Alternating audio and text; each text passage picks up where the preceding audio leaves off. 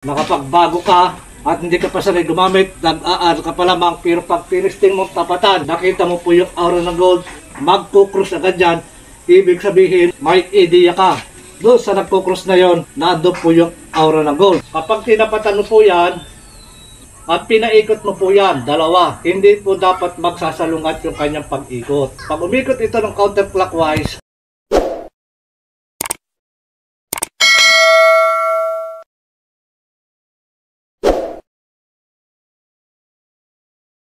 isang mapagpalang araw po at magandang buhay sa atin pong mga kababayan, sa atin pong mga ka-TH. Ito po yung pinusuan ng atin pong ka-TH mula po sa probinsya ng Benguet. 4 na pirasong singilantina, kaya po yung dalawa. At ito naman po yung isang tripod antenna, na ito po lahat ay bala-bala. At kung ano po yung po ating babala, yun po yung ilulukit ng ating locator. So mga kababayan, mga ka-TH, muli nyo pa rin po kasamahan sa pagbabahagi pa rin po di mo kaalaman mula po sa pinusuan ng ating ka-TH, 2 pares na single antenna at isang tripod antenna. So mga kababayan, mga ka-TH, ang long range locator single antenna, lalo na kapag ito po ay bago at first time mo na hahawak ka ng isang locator, gusto mo magkaroon pa ng sarili, so ito po yung napakaganda na muli ko pong iginagarantiya sa inyo na nagkukross siya at siya po ay umiikot pag natapatan at pang malayuan din po ito, pang long distance. So yun po yung kagandahan ng atin pong 2 pirasong single antenna na napakarami po niyang dala. At higit po dyan ay may pagharap din po ng entrance tunnel, exit tunnel, saradong tunnel, maging sa sucker deposit. Yan po yung kagandahan kapag 2 pirasong single antenna na hindi na po natin kakailanganin ang Japanese one kapag 2 piraso na dito, dahil ito na po yung ating gagawing ground negative para mas mapabilis po natin na mahahanap po natin yung pong ating hinahanap. So mga kababayan, mga ka-TH, ito po, dito yung babalahan. At meron din po akong ibinibigay o pinapadala na kasama po ng ating locator, yung mga bala, kasama po dyan yung pang sucker deposit, kasama po dyan yung pang tunnel.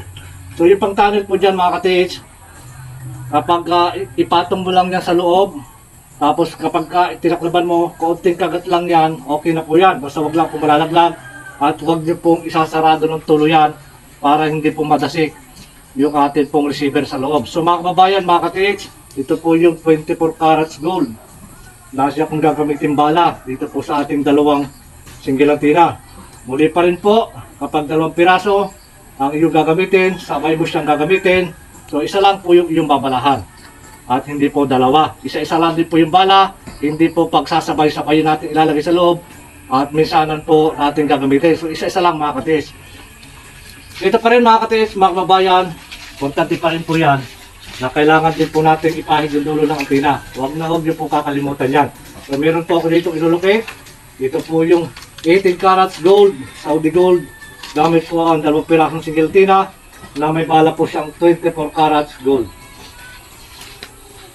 Ayan, ito pa rin, ka-TH, mga kababayan, tulad pa rin po ng aking binabahagi, pag kinapitan mo pa po ang 2 single antenna, focus na po yung kaisipan natin, hindi na dapat naglalayag, lalo na kapag nandun na po tayo sa area.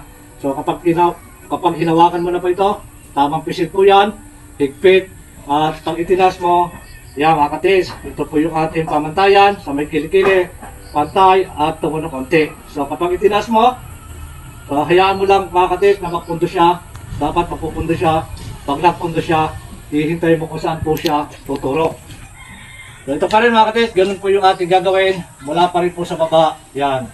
Pag-aaralan nyo po yung tamang taas. Pag natukyan nyo po yan, nasanay po kayo dyan, yan, dyan po yung tumuturo, ay magiging madali na po para sa inyo yung mga pagpagalaw po kayo ng isang locator. Ayan, doon po siya tuturo.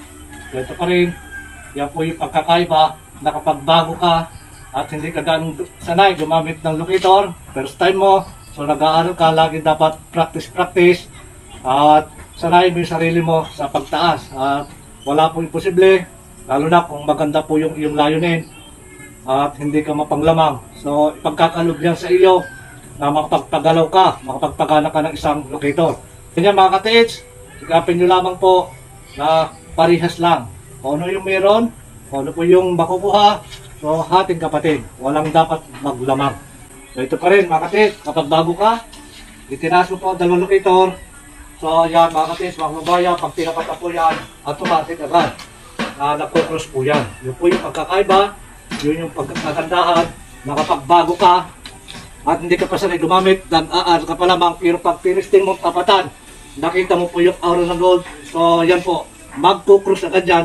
Ibig sabihin, may idea ka na doon sa nagko-cross na yon, nandun po yung aura ng gold. So yun mga katiits, mahalaga pa rin po na kailangan gagamitan po natin ang arometer o Japanese one para malaman natin yung lapad ng deteksyon, para kapag nagkuha po tayo ng lalim, nag-estimate tayo, so alam po natin yung gitnaan, lalo na kapag gagamit din po tayo ng magnetic wire.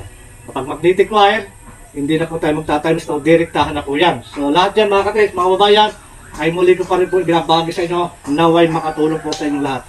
So pa rin mga katiits, so po yung dalawang pirasong sigilatina, yan, doon pa rin po siya tuturo kahit po malayo yan. So ito po yung kagandahan kapag dalawang pirasong sigilatina. Pag inilagay mo bilang negative, ground, so ginamit mo isa lang pinagana mo, kahit napakalayo yan. Kung doon talaga lumalabas yung araw gold, yan po yung kakayanan na ituturo po ng dalawang pirasong sigilatina. So pa rin mga katiits, mga kababayan, ito po yung isang triple antenna at isang single antenna. So ganyan yan mga katiits, kahit kaliwat kanan tayo. So ito pa rin, ito po yung medyo mabigat na konti, po para natin sa single antenna. So ito po yung may bala at ito naman po yung walang bala. So kapag gagamit po kayo ng dalawa, isa lang ang babalahan at ito naman pwede yung gawing ground, nakatutok sa gitnaan, mabilis po niyang mahanap po yung ating target. So pang madalya po yan, pang mabilisan yan, lalo na kapag nagmamadali kayo sa oras at gusto niyo nang umuwi. So ganyan mga katiits, mga babayan, pag itinas ko, dalawang pirasong sigilatina, yan, doon pa rin po siya tuturo. So dapat laging magsasabay. Ito pong ating locator sa paggalaw niya. Ito yung kagandahan. Yan, ito pa rin. Yan pa rin po yan. So kapag tinapatan yan, yan, cross po agad yan. Ito po yung pagkakaiba. Pwede nyo pagtawain. Itong dalawang pirasong, isang triple antenna at isang single antenna. So mga kababayan, mga katiits, importante pa rin po na kapag nasa loob po tayo ng deteksyon, gagamit po tayo ng dalawang piraso, maging sa triple antenna, maging sa isang single antenna o dalawang pirasong single antenna. Kapag tinapatan mo po yan, yan, at pinaikot mo po yan, dalawa, hindi po dapat magsasalungat yung kanyang pag-ikot. Pagka nandito, magpapaikot tayo, yung isa papagaya, counterclockwise, at yun namang isa ay pakanan, para papagayan.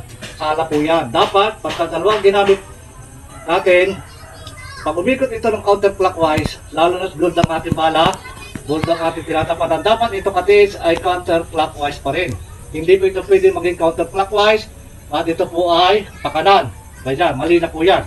So mga kababayan, mga katiits, muli po, mula sa probinsya po ng Benguet, ito po yung pinusuan, isang pirasong triple antenna, dalawang pares na single antenna.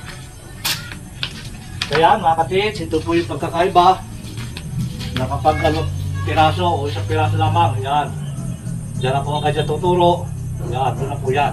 So yan yan mga katiits, at napakadaling gamitin. Ito kalating nakalang. Ang gagawin nyo po dyan, yung ganyan yan. Pag tinapatan po natin yan, ito po yung magiging reaksyon ng ating dalawang single antenna o isang single antenna kapag pinagalaw mo siya. So maluwang po yung kanyang pag-ikot. Ayan mga katiits, nandiyan po yung aking nilulukit. Kailangan po natin tapatan. So yan po yung pagkakaiba na kapag dalawang pirasong single antenna mapupros, kapag isa lamang, siya po ay iikot. So wala mga katiits na kapag gumamit ka ng locator, hindi po agad yan automatic na 150 agad ang takbo yan. So yan po ay nagsisimula sa mabagal hanggang sa lumakas ng lumakas. Ito pa rin mga katiits, mga kabayan, muli ko pa rin pong ibinabahagi na kapag kadalawang piraso. Ito po yung aura ng gold, nandito po yung gold. So hindi po natin pwedeng itapat lamang itong ating locator at paikutin. So kapag nasa labas po tayo ng deteksyon, yan po yung nagtuturo. So ito yan mga katis, ito po yung sample na ating binibigay sa inyo.